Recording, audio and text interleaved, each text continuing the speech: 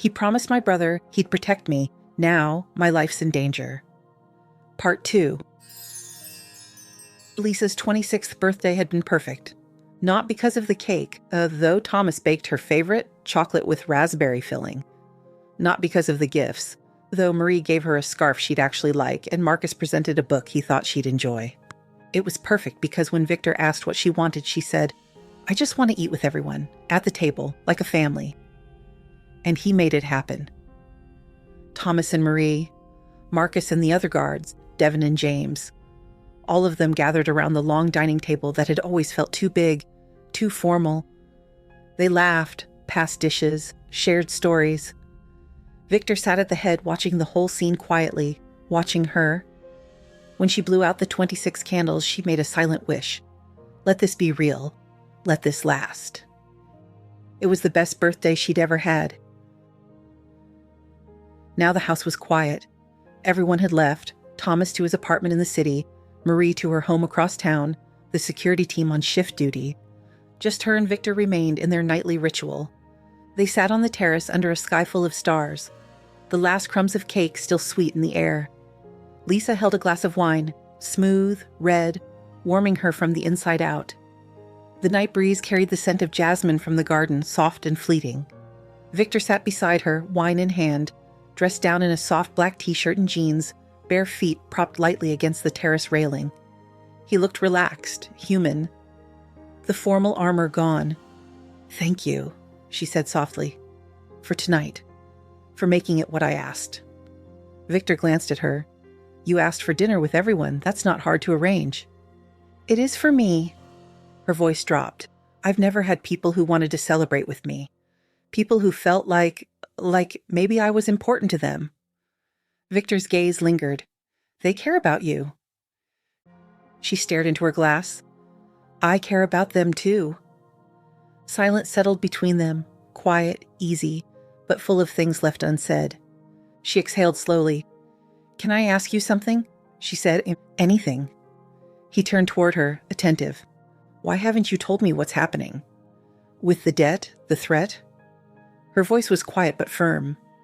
"You said you were fixing it, but things have been quiet for weeks now. Too quiet." Victor's jaw tightened just enough for her to see the tension. "Because I didn't want you carrying that worry," he said.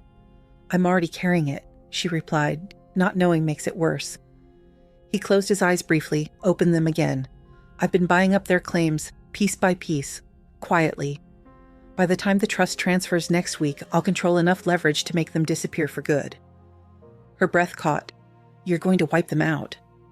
"Yes." His voice was steady. "They threatened you. That's not something I forgive." She felt warmth, strength, something like hope unfurling in her chest.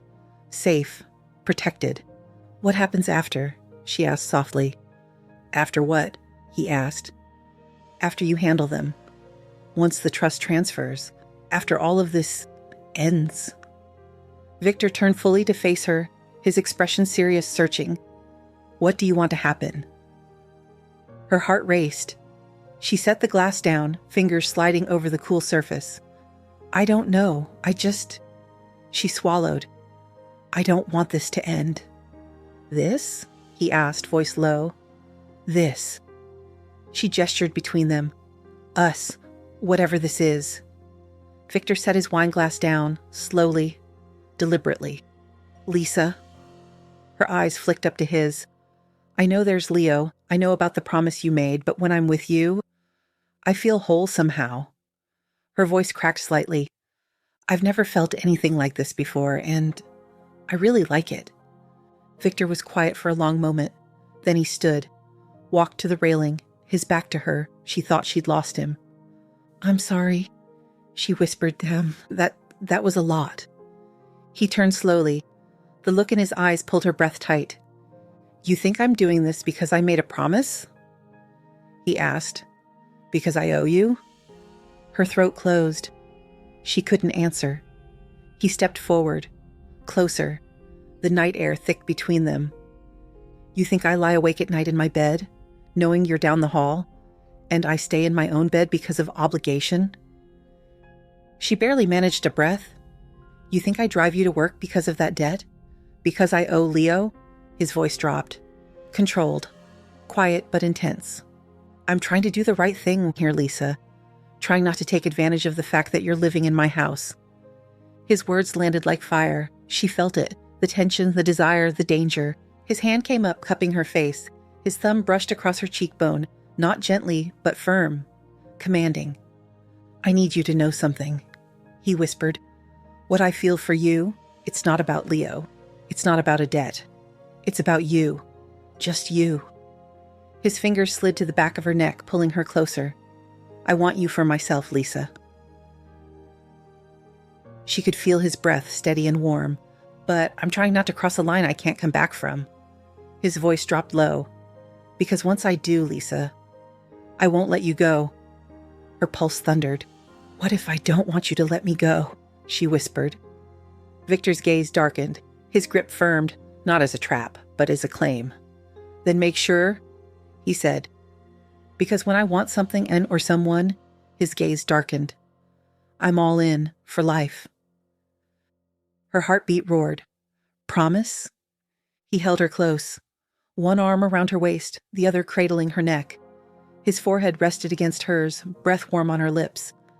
I can't promise I know how to do this right, he said quietly, but I can promise to be there for you every day. I don't know how to do this either, she whispered back. I just want you. His lips didn't move, but his mouth brushed hers. You have me, he said softly. You've had me for weeks, I just didn't admit it. He didn't kiss her, not yet, but he held her. Close, solid, real. And Lisa leaned into him, into someone who wasn't afraid to stay, someone strong enough to protect her, someone sure enough to want her. Not because he had to, because he couldn't imagine letting her go. Lisa was restocking towels in the fourth-floor supply closet when her phone rang. She almost didn't answer. Her hands were full, fresh linen stacked high, the smell of industrial detergent sharp in her nose. The cart was half loaded. 3 rooms still waited before her shift ended, but the phone kept ringing. She set the towels down and pulled it from her pocket. A new phone. Victor had gotten it for her 2 weeks ago, after the calls on her old number wouldn't stop. Another thing she'd had to give up. Another piece of her old life gone. The apartment was gone too. She'd signed the lease termination last month. That had been harder than expected. Just a terrible place with thin walls and water stains. But it had been hers. The first thing that truly belonged to her. Letting it go felt like giving up her last safety net. Even though she knew, rationally, that Victor would take care of her, that he had more money than she could comprehend, that the trust would transfer in 2 days and she'd inherit everything Leo left her. But knowing and trusting weren't the same. She'd been let down too many times. Foster families who said they wanted her but sent her back. Caseworkers who promised stability and delivered chaos. A system that was supposed to protect her, but mostly just moved her around like she was someone else's problem. She learned early to rely only on herself. Like with this job. She should have quit weeks ago. Victor told her she didn't need to work anymore, said she should rest, focus on what came next. But this job was something she could control. The paycheck showed up every 2 weeks. The work was hers. No one could take that away. Not yet. The phone was still ringing, local number, unfamiliar. Probably Karen at the front desk, or one of the other housekeepers. She answered. Hello? Silence. Then breathing, low, calm, controlled. Her stomach twisted. Hello? She said again, voice steady despite the chill sliding down her spine. A male voice answered, cool, casual, cold. Lisa Majors. Her blood ran cold. Who is this? Her grip on the phone tightened. A friend of your brother's. Her pulse kicked up, sharp, jagged. I don't know you, she said, but I know you. The voice stayed smooth, conversational. Leo talked about you a lot, said you were smart, resourceful, said you'd make something of yourself. A pause. Shame he didn't get to see it. Her lungs constricted. What do you want? The words came out raw and splintered. Just reminding you of something. His tone stayed light, easy, like they were discussing the weather. Your birthday was lovely, by the way. That cake looked delicious. Thomas really outdid himself. She went still. They'd been watching. Watching her birthday. Watching Thomas. They were watching her. The trust transfers in 2 days? The voice continued. I'm sure you're excited. Life-changing money, from what I understand. But here's the thing, Lisa. Your brother borrowed $2 million from me. With interest, over 10 years. That's about $8 million now. Her hands shook. She leaned back against the cold concrete wall, trying to stay upright. I don't... She could barely get the words out. I don't have that. You will, in 2 days. A pause. Long. Heavy. I think we should meet, you and me, without Victor. He's smart, but not when it comes to you. You make him vulnerable. I'm not meeting you. That's disappointing. A soft laugh. That hotel isn't exactly secure. 4th floor. Supply closet. You're alone, aren't you? Her breath caught. She turned, looked at the door. Had she locked it? Victor thinks he can protect you, the voice said. He's been trying. Buying up my debts, making calls, throwing his weight around. Another pause. But he can't be everywhere, and you can't hide forever. What do you want from me? Her voice broke. I want what I'm owed, and I want you to understand Victor can't save you. Your brother's debt, it doesn't vanish. It transfers to you. That's not... It is. His voice was flat, final. Check the contract Leo signed. It's clear. A beat. You have 2 days, Lisa. 2 days to decide. If you want to pay, or see what happens when people don't. The call ended. Her phone slipped from her fingers, hit the floor. She couldn't breathe, couldn't think.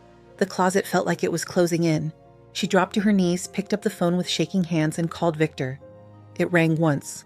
What's wrong? His voice was immediate, sharp. They called me. Her voice trembled. They know where I am. They know about... The words broke apart. Where are you? The hotel, 4th floor supply closet? Don't move. Don't speak to anyone. His tone hardened. I'm sending Marcus. He'll be there in 5 minutes. Stay on the line with me. Victor, I've got you. Just breathe. She slid down the wall, sat on the floor, the phone pressed tight to her ear, and she tried to remember how to breathe. Oh. Everything was a blur when Marcus came for her. She couldn't remember who opened the door, couldn't recall the elevator ride or walking through the lobby. Just Marcus's hand on her elbow, steady, guiding, anchoring. The car ride was silent. She stared out the window, phone clenched in her hands like a tether. When they reached Victor's house, she went straight upstairs, straight to her room. She shut the door, kicked off her shoes, and climbed into bed fully clothed. Pulled the covers over her head and curled in tight. This was how she handled things she couldn't handle, how she had since she was little. Crawl into bed, hide, let it hit. Cry until there was nothing left, and sleep until the world felt small enough to face. She wasn't easily overwhelmed anymore. She'd learned how to manage, how to survive. But this shattered the fragile calm she'd started to believe in. The safety, the quiet, the feeling of being somewhere that felt like home. It had all just been a pause, a fragile bubble, and now it had burst. They'd been watching her birthday, watching her at work, knowing where she was, who she was with, who she loved. And in 2 days, they'd come for her. Lisa buried her face in the pillow and sobbed, deep, ugly sobs that shook her to the core, crying the way she hadn't in years, the kind that emptied you out. She cried until her throat burned, until her head throbbed, until she had nothing left. And then she slept. When she woke, 2 things hit her immediately. It was night, the room dimly lit by her bedside lamp. And Victor was there. He sat in the chair across the room, shoulders tense, phone in hand as he texted someone. His tie was gone. Shirt sleeves rolled to his elbows. He looked worn, worried. But he was there. Lisa shifted, the blanket rustled. Victor's head lifted, his eyes met hers. And just like that, her vision blurred again. More tears. She hadn't thought she had any left. He stood and crossed the room, sat on the bed beside her, leaned back against the headboard. Then, without a word, he pulled her into him. Lisa laid her head in his lap, her cheek pressed to his thigh. His hand found her back, warm and steady, and began rubbing slow, grounding circles. He didn't shush her, Didn't tell her it would be okay? Didn't ask her to stop? He just stayed. His other hand ran through her hair in long, familiar strokes. Her fingers clutched the blanket. Her shoulders trembled with soft, wrecked sobs. "I've got you," Victor said gently. His voice was rough. "I'm not going anywhere." She wanted to believe him, but safety never lasted. Not for her. "They were watching," she whispered after a while. Her voice was raw. "They knew about my birthday, about Thomas. They knew I was in the supply closet."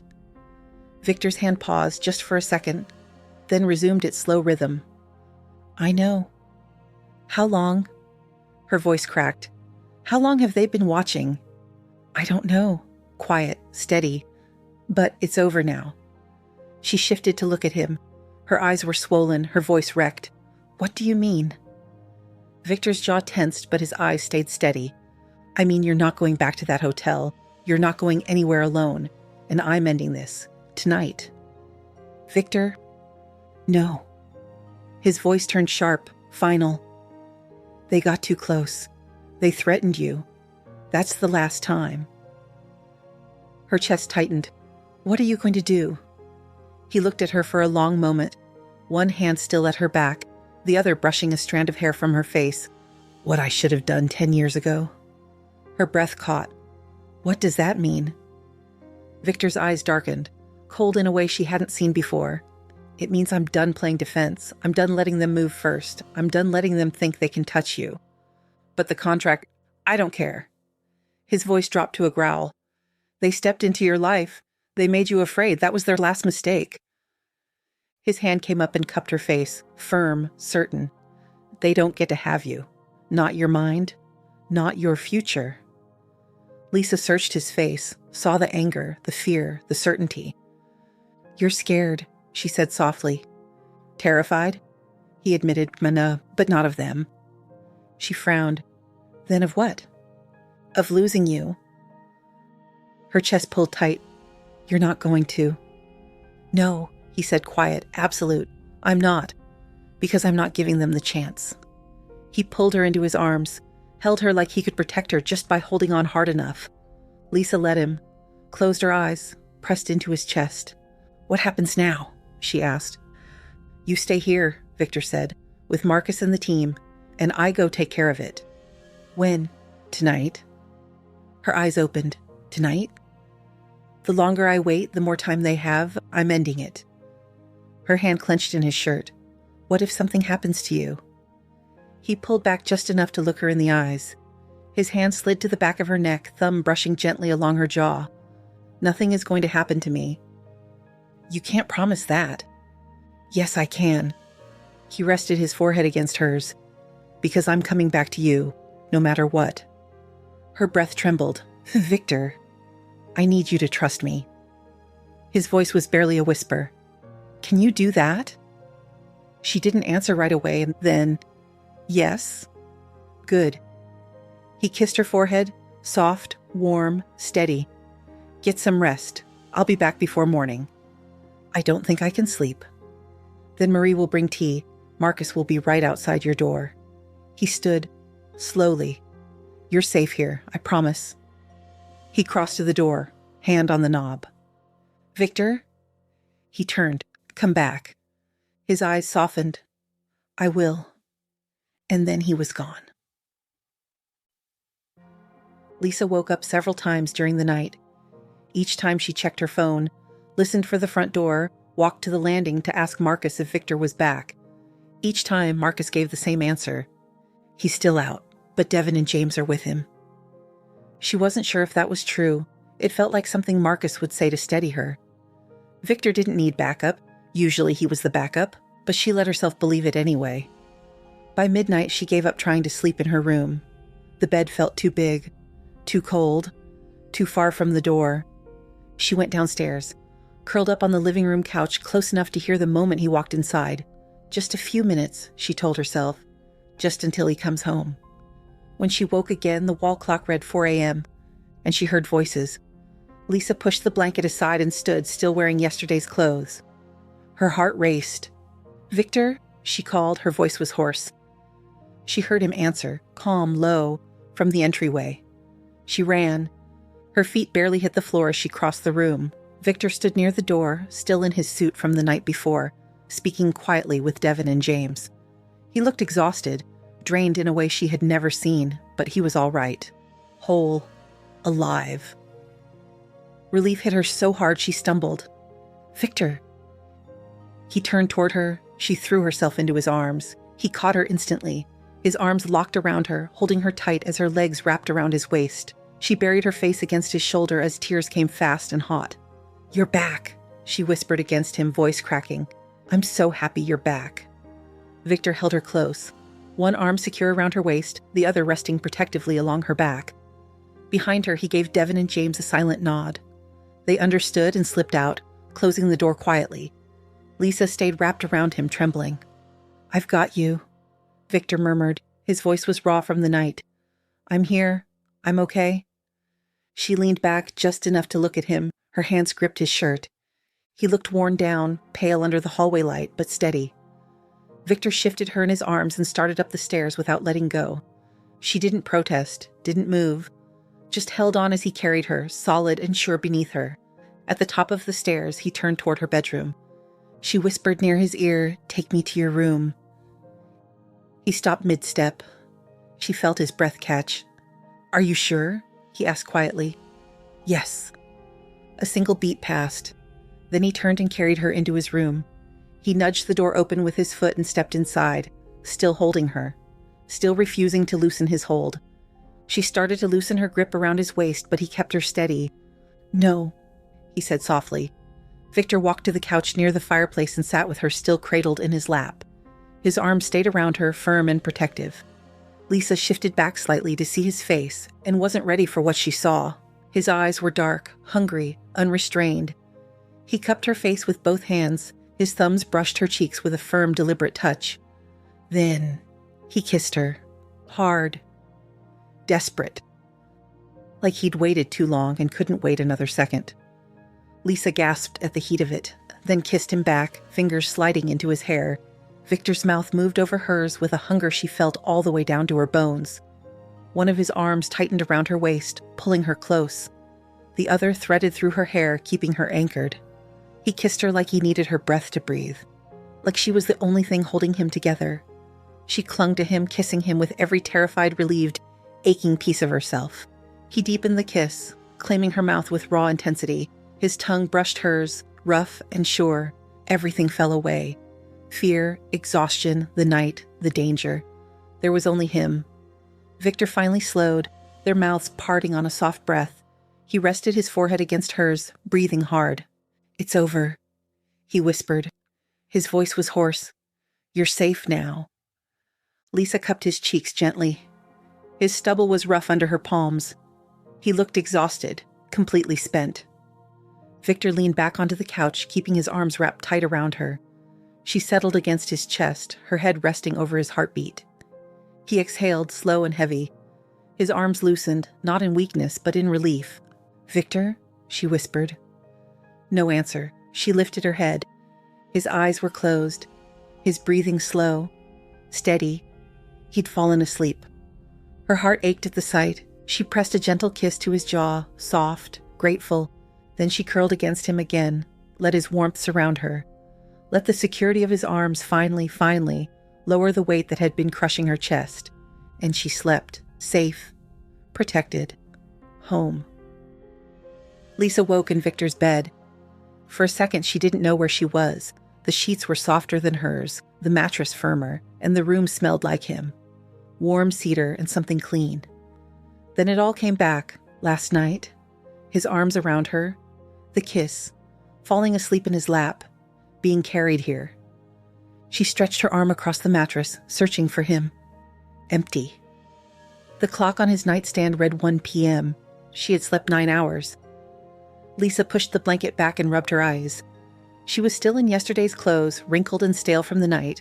She was about to climb out of bed when the door opened. Victor peeked in. "Hey, beautiful," he said. His voice was warm, lighter than it had been in months, maybe years. "Hey," she whispered. He stepped inside, and she saw it clearly now, relief softening his whole expression. The tightness she'd grown used to was gone. He looked rested. His hair was damp. He wore jeans and a soft gray t-shirt. No suit, no armor. He crossed the room and sat on the bed beside her. "Why'd you let me sleep so long?" she asked. He smiled, a real smile, not the careful ones he used with everyone else. "Because you needed it." "And you?" Her head tilted slightly. "You were the one up all night." "That was the longest I've slept in years," he said. "Thanks to you." Her chest warmed, but then reality crept back in. The danger, the debt, the threats, everything that had led them here. Her smile faded. "So, what happened? Is it really over?" Victor's gaze held hers, steady, certain.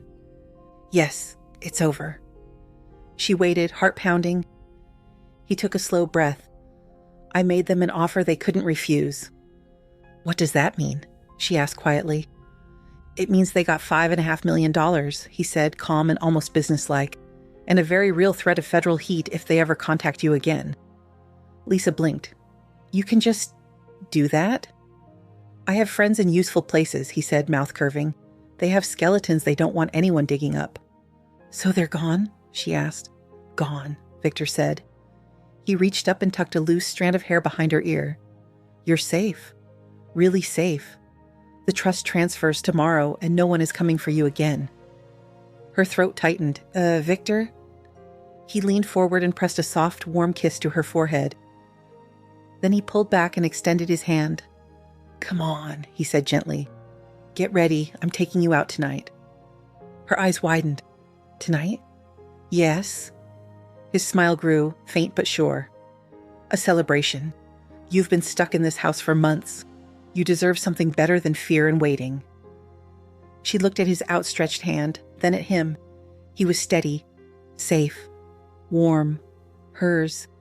She took his hand. He pulled her up, his thumb brushing softly across her knuckles once she was standing. "Where are we going?" she asked. "Anywhere you want," he said. "It's your night." Her chest filled, full enough to ache. "Okay," she whispered. Victor smiled. "Okay." Epilogue. 1 year later. That celebration dinner was the beginning, and it never really ended. Victor took her all over the world for 3 months. He called it Where to Now, a game where, every 3 weeks, he'd ask her the question and she had 24 hours to choose their next destination. She thought he was joking the first time, until they boarded his private jet to Greece, then Florence, then the Bahamas, then Kenya. She watched the Parthenon burn gold in the sunset, ate fresh pasta in a tucked-away Tuscan restaurant where the owner greeted Victor by name, swam in blue water so clear it looked unreal, stood on a ridge in Kenya and watched elephants gather as the sky turned orange and gold. In 3 months, she saw more of the world than in all her 26 years. And when she finally looked at Victor on a beach in Zanzibar and said, "I want to go home," he just smiled. "Are you sure?" he asked, hand in hers. "I'm sure," she said. Because home wasn't a place anymore. It was him. When they returned, there was another surprise waiting. The moment Lisa stepped through the front door, she froze. The entryway had been transformed, white roses and peonies everywhere, her favorites. Candles flickered on every surface. Music played softly from somewhere she couldn't see. She opened her mouth to say something, but stopped cold. Victor was on one knee. The velvet box in his hand seemed to glow in the candlelight. "I had a whole speech planned," he said, "but I think I don't need it." Her eyes filled with tears. "I love you," he said simply. "I want to spend my life with you. I want to build a family. I want to wake up next to you every morning and fall asleep holding you every night." He opened the box. "Will you marry me?" She nodded before she could speak. "Yes, yes, yes, yes." She threw herself into his arms. Victor caught her, laughing, holding her close, and slipped the ring onto her finger. Behind them, Marie, Thomas, Marcus, and the rest of their crew, their family, erupted in cheers. They were married 3 weeks later on the terrace. The same place where, months earlier, they'd sat beneath the stars and admitted what they wanted. It was small, intimate. Marie, Thomas, Marcus, Devin, and James stood for her, her chosen family. Victor's parents flew in from Boston. A few close friends filled out the rest. The sky was streaked in pink and gold. Lisa wore a simple white dress. Victor wore a suit and couldn't stop smiling. When the officiant asked if they would take each other, they didn't hesitate. And when Victor slid the rings onto her finger, Lisa's breath caught. The first ring, the one she chose, was a platinum band with 3 small diamonds.